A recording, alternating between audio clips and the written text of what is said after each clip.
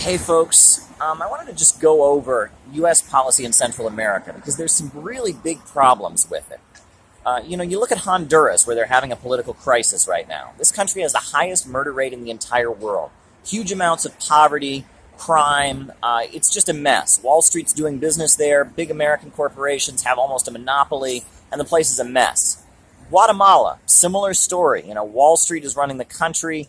A lot of poverty, a lot of suffering. Mexico, things are so bad in Mexico, people are pouring over the border into the USA every day trying to get out of there. They find corpses along the border. Mexico is just a complete mess. Drug cartels, poverty, violence. These are all countries that are aligned with the United States, that are doing business with Wall Street, that have free market economies. And these are all governments that the USA is very happy with and is not really trying to meddle with.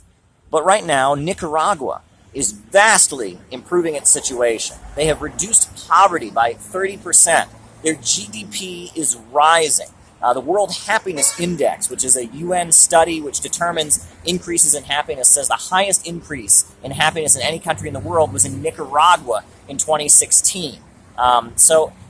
Nicaragua is in the process of building a new canal to counter the Panama Canal in cooperation with China. People are rising up out of poverty. The country is developing. It's just rising with a planned economy. They've got a socialist government, and they are moving toward the future.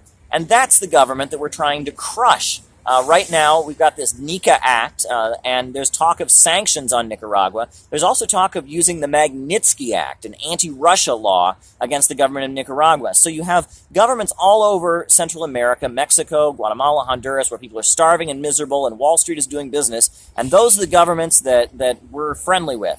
But yet, you see a government that's raising people out of poverty and cooperating with China and trying to build a better future for their country. And that's who we're attacking. This is a mistaken policy. It's not good for the people of the United States or the people of Nicaragua.